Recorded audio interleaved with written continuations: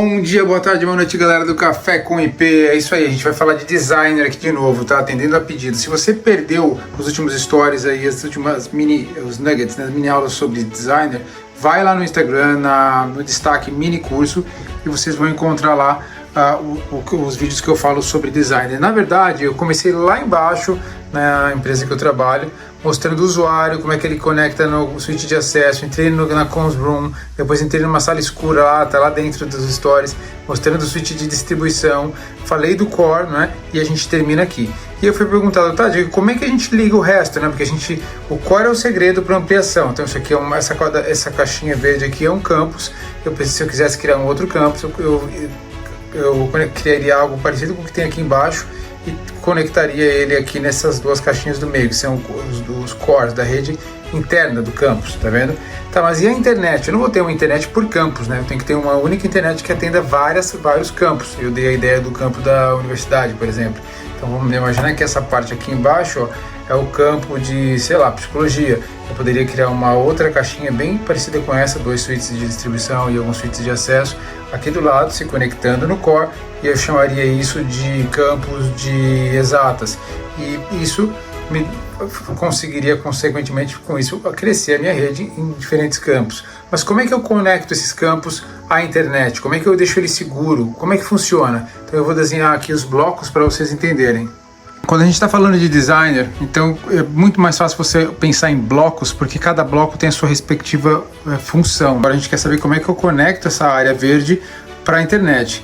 Geralmente você tem uma outra área que é uma área de distribuição, quando as redes são muito grandes, porque nessa camada de distribuição, vamos dizer assim, o edge, né, pode ver que eu tenho uma distribuição aqui para baixo, para a rede interna, o core, e aqui quando as redes são muito grandes, eu tenho uma outra distribuição que seria já para o lado sentido internet, tá? Isso não é muito comum, mas dependendo do tamanho da rede, sim, você tem que colocar equipamentos distintos para atender para fazer essa borda. A gente tem aqui o Internet Edge Distribution Layer, são switches de camada 3, e a gente tem já diretamente conectado nesses switches aqui, que são Layer 3, os firewalls de internet. Então a gente tem os firewalls externos, que fazem primeiro perímetro, a proteção de perímetro aqui direta para a internet, nessa área, né, que a gente chama nessa área de internet aqui, o Edge, Internet Edge.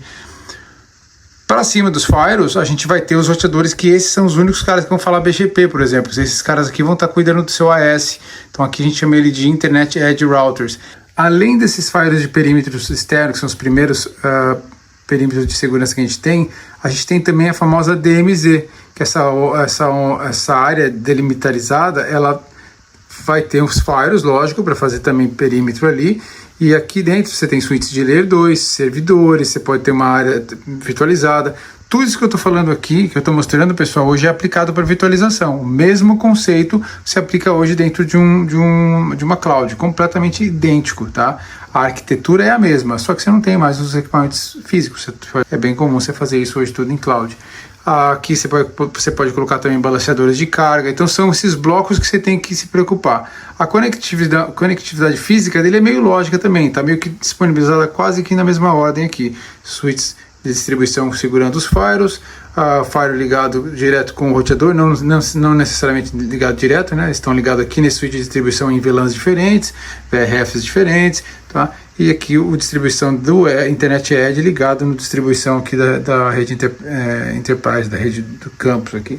Tá? Quem for fazer prova de designer aqui, ó, tá aqui as funções de cada caixinha, né? Dentro da Internet Edge Distribution, a gente tem lá as VRF Lite, né? A gente tem Layer 2 Separation, e IGP. Alguns casos, se estiver rodando BGP internamente, você pode estar rodando BGP ali, mas muito mais comum um IGP.